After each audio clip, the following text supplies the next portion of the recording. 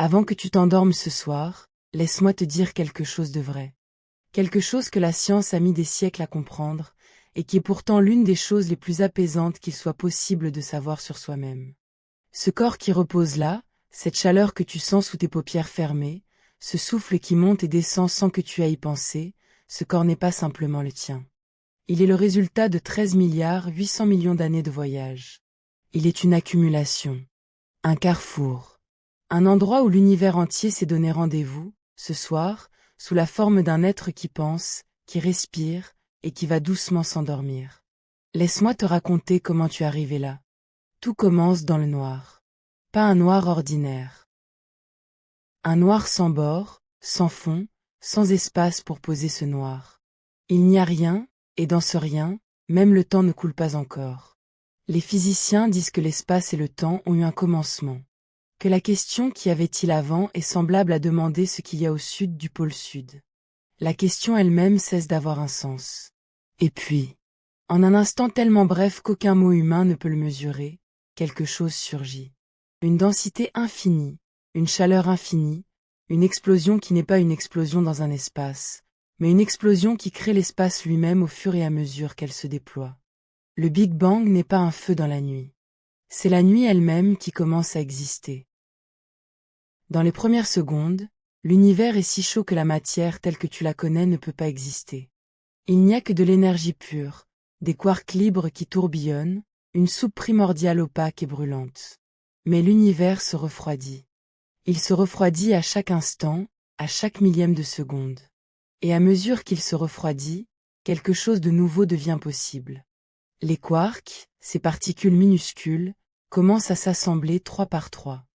Ils forment les premières particules stables, des protons, des neutrons. Les briques fondamentales. Il y a maintenant, dans cet univers qui n'a que quelques minutes d'existence, des protons. Des protons qui, un jour, seront dans tes poumons, dans ton sang, dans la lumière qui éclairait tes yeux quand tu étais enfant.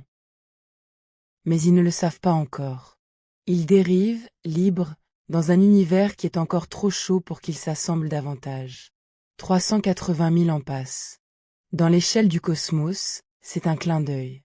Mais 380 000 ans, c'est aussi un temps presque inimaginable pour un être humain. Et pendant tout ce temps, l'univers continue de se refroidir, de se dilater, de laisser l'espace se creuser entre chaque particule. Et puis, à cet instant précis, 380 000 ans après le début, quelque chose bascule. La température tombe en dessous d'un seuil critique. Les protons peuvent désormais capturer des électrons et les retenir. Les premiers atomes neutres se forment.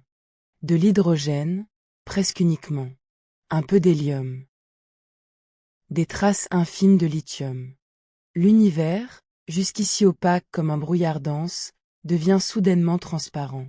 La lumière, qui ricochait sans cesse sur les particules chargées, prisonnière de ce brouillard, la lumière est soudainement libérée.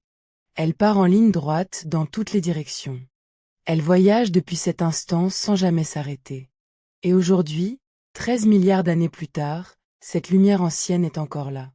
Les astronomes l'appellent le fond diffus cosmologique. Si tu avais des yeux sensibles au micro-ondes, tu verrais le ciel entier baigné dans cette lumière primordiale, la dernière image de l'univers en feu, encore visible ce soir depuis ta fenêtre. Mais nous n'en sommes pas là. À cette époque, il n'y a ni étoiles, ni planètes, ni vie. Il y a de l'hydrogène et de l'hélium qui dérivent lentement dans un espace noir et silencieux. Les physiciens appellent cette période les âges sombres. Tout est là, mais rien ne brille encore. Et puis la gravité commence à parler. La gravité est une patience infinie. Elle ne se presse pas, elle n'explose pas. Elle tire, doucement, tout ce qui a de la masse vers tout ce qui a de la masse. Et dans cet univers d'hydrogène et d'hélium, certaines régions sont légèrement plus denses que d'autres, de minuscules fluctuations quantiques, gravées dans la texture de l'espace depuis les premières fractions de seconde. Ces régions un peu plus denses attirent un peu plus de gaz. Ce gaz, en s'accumulant, devient encore plus dense. Ce qui est plus dense attire davantage. Un tourbillon commence.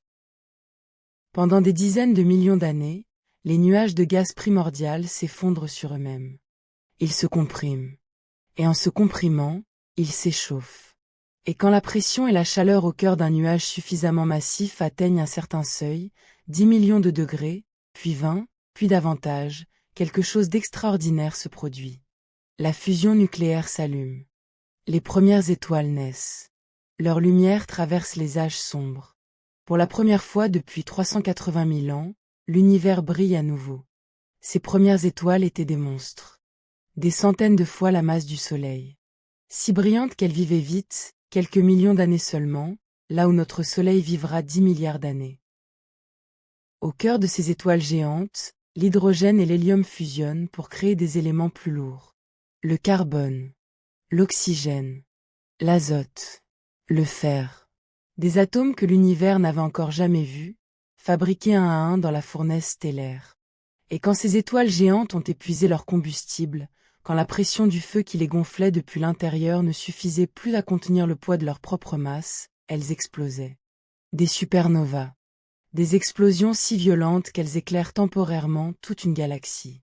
En quelques secondes, une étoile libère plus d'énergie que notre Soleil n'en produira en 10 milliards d'années.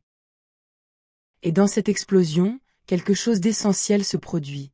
Tous les atomes lourds que l'étoile avait fabriqués au cours de sa vie, tout son carbone, son oxygène, son fer, son calcium, sont projetés dans l'espace. The spaces. En fait. Ces atomes vont voyager des millions d'années dans le vide entre les étoiles. Ils vont se mélanger à d'autres nuages, d'autres gaz. Ils vont participer à la naissance d'autres étoiles, d'autres systèmes, d'autres mondes. Et certains d'entre eux, une infime fraction, un hasard statistique dans un univers immense, vont finir par se retrouver dans un disque de gaz et de poussière, à 30 000 années-lumière du centre d'une galaxie spirale ordinaire. Il y a 4 milliards 600 millions d'années. Ce disque tourne, se comprime, s'aplatit. En son centre, une nouvelle étoile s'allume, notre Soleil. Autour d'elle, les restes du nuage continuent de tourbillonner. Les grains de poussière se percutent, s'agglomèrent, grossissent. Les plus petits cailloux deviennent des rochers. Les rochers deviennent des planétésimaux. Les planétésimaux s'effondrent les uns sur les autres avec une violence incroyable, générant des fusions, des impacts, des liquéfactions. Et de ces chaos successifs, des planètes émergent. La troisième, à une distance particulière du Soleil, ni trop proche pour brûler, ni trop lointaine pour geler, est une sphère de roches fondues. Elle est bombardée pendant des millions d'années par des astéroïdes et des comètes qui y apportent de l'eau, des minéraux, des molécules organiques. Progressivement, elle refroidit. Des océans apparaissent. Et dans ces océans, quelque part, dans une flaque tiède d'eau peu profonde ou au bord d'un évent hydrothermal sous-marin, quelque chose se passe que nous ne comprenons pas encore complètement. Des molécules se lient entre elles d'une façon particulière. Elles créent des structures capables de se copier elles-mêmes. La vie commence. Cette vie, au départ, est invisible. Des bactéries minuscules qui dérivent dans des océans chauds. Pendant près de 2 milliards d'années, la vie ne sera rien d'autre que ça, des cellules simples, sans noyau, qui photosynthétisent, respirent, se divisent. Mais elles transforment la planète. Les cyanobactéries, ces bactéries bleu-vertes qui photosynthétisent depuis l'aurore du vivant, rejettent de l'oxygène comme déchet. Pendant des centaines de millions d'années, cet oxygène s'accumule dans l'atmosphère. C'est une catastrophe pour les organismes de l'époque, qui n'y sont pas adaptés. La plus ancienne pollution massive de l'histoire de la Terre. Mais elle ouvre une porte nouvelle. L'oxygène est une molécule qui permet une respiration cellulaire beaucoup plus efficace. Davantage d'énergie par atome de carbone consommé. Et de cette efficacité naît, progressivement, la complexité. Les cellules fusionnent. Certaines deviennent les mitochondries, les petits moteurs énergétiques qui alimentent chaque cellule de ton corps en ce moment même, pendant que tu écoutes ces mots. Les cellules complexes s'organisent en colonies. Les colonies développent la spécialisation. Des cellules nerveuses, des cellules musculaires, des cellules photosensibles. Et de cette spécialisation naissent les animaux, les plantes, les champignons, tout le foisonnement du vivant. Des poissons apprennent à respirer hors de l'eau. Des reptiles colonisent les terres. Des fleurs inventent les couleurs pour séduire les insectes. Des oiseaux dessinent des spirales dans le ciel du Crétacé.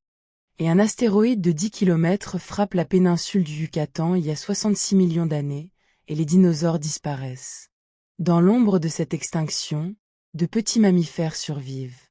Ils étaient là depuis longtemps, discrets, nocturnes, fourrés, en train de glaner des insectes pendant que les reptiles géants dormaient. Mais maintenant l'espace leur appartient. Pendant 66 millions d'années, ils se diversifient. Ils occupent chaque niche écologique. Ils inventent le vol planant, les griffes, les cornes, les trompes, la nage, la course. Et dans la branche des primates, cette famille d'animaux aux yeux qui se font face, aux mains préhensiles, aux cerveaux qui grossissent, quelque chose d'unique se prépare. Il y a environ 300 000 ans, sur le continent africain, une espèce de primate bipède développe un cortex préfrontal d'une taille et d'une connectivité sans précédent dans l'histoire du vivant. Elle commence à parler, à se souvenir, à transmettre des histoires, à se demander d'où elle vient. Et ce primate, ce soir, repose. Il ou elle a passé la journée dans un monde qu'il a construit par-dessus le monde naturel, une ville, un appartement, des lumières artificielles, des écrans. Il a mangé des plantes qui ont capturé la lumière du soleil pour en faire du sucre. Il a respiré un air riche en oxygène que des milliards de bactéries et de végétaux ont produit pendant des centaines de millions d'années. Et maintenant, il se couche. Et dans ce corps qui repose, il y a 7000 milliards d'atomes. 7000 milliards de milliards. Dis ce chiffre lentement. Laisse-le perdre son sens, comme un mot qu'on répète trop souvent jusqu'à ce qu'il se dissolve. Chacun de ces atomes a une histoire. L'oxygène que tu respires en ce moment a très probablement été libéré par une plante, quelque part sur cette planète, au cours des dernières années. Avant ça, il était dans l'eau, une molécule H2O qui avait peut-être voyagé dans un nuage, dans une rivière, dans l'océan. Et avant ça, dans le corps d'un autre être vivant. Et avant ça, dans le sol. Et avant ça, dans l'atmosphère primitive d'une autre ère géologique. Le carbone qui compose tes muscles, tes os, ton cerveau, chaque atome de carbone a été fabriqué au cœur d'une étoile qui a explosé. Une étoile qui a brillé avant la naissance du Soleil. Ces atomes ont voyagé dans l'espace interstellaire pendant des millions d'années avant d'entrer dans le nuage qui a formé notre système solaire. Ils ont été incorporés dans la Terre, déplacés par le mouvement des plaques tectoniques, libérés par des volcans, dissous dans les océans, absorbés par des algues, mangés par des animaux, enfouis, libérés à nouveau. Certains atomes de ton corps ont été dans des dinosaures. Certains ont été dans des arbres du Carbonifère. Certains ont été dans l'eau d'un glacier de la dernière ère glaciaire. Certains, et c'est presque insaisissable, sont dans ton corps depuis ta naissance, et certains sont arrivés la semaine dernière avec ce que tu as mangé. Ton corps n'est pas une chose fixe. C'est un processus. Un tourbillon qui maintient sa forme pendant que la matière qui le compose change constamment. Dans un an, la quasi-totalité des atomes de ton corps auront été remplacés. Et pourtant tu resteras toi. Quelque chose de toi persiste au-delà des atomes. Quelque chose que les biologistes appellent l'information, la structure, le schéma, le motif que tes cellules reproduisent fidèlement de génération en génération. Cette information-là remonte à 3,8 milliards d'années, à ce premier être vivant dont nous sommes tous les descendants. Tu es la continuation d'une chaîne ininterrompue. Chaque être vivant qui t'a précédé a survécu.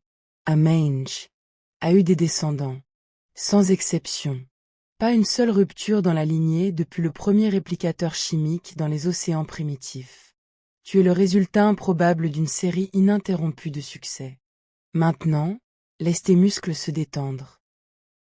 Sens le contact de ce qui te porte, ce matelas, ce sol, ce corps qui s'abandonne à la gravité. La même gravité qui a formé les étoiles. La même force qui tient les planètes en orbite et fait tomber la pluie. Sens ta respiration. Chaque inspiration apporte de l'oxygène que des plantes ont mis de l'énergie à produire.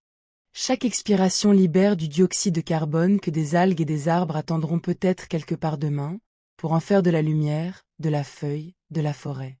Tu n'es pas séparé du monde. Tu es une boucle dans le grand cycle. Il y a quelque chose que les physiciens savent depuis un siècle et qui n'a jamais vraiment filtré dans notre façon de nous voir nous-mêmes. À l'échelle atomique, la frontière entre toi et ce qui t'entoure est floue. Les atomes ne se touchent pas vraiment.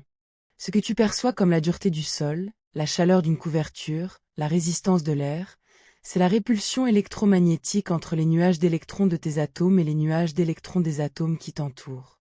Tout est fait de presque rien, un noyau minuscule entouré d'un vaste espace vide parcouru d'électrons. Si tu agrandissais un atome à la taille d'un stade de football, le noyau serait une mouche au centre du terrain. La matière solide que tu crois toucher a presque 100% du vide. Et pourtant elle résiste. Elle porte. Elle réchauffe. Parce que les forces qui traversent ce vide sont réelles, et elles organisent tout. Demain matin, tu te réveilleras dans le même corps. Ou presque. Quelques millions de cellules auront été remplacées pendant ton sommeil. Ton cerveau, pendant que tu rêveras, fera du rangement, il renforcera les connexions synaptiques importantes, effacera le bruit, consolidera les souvenirs de la journée. Le sommeil n'est pas une pause dans ta vie. C'est un travail essentiel que ton cerveau accomplit dans l'obscurité, et dont on ne te souvient presque pas. Tes cellules immunitaires patrouillent.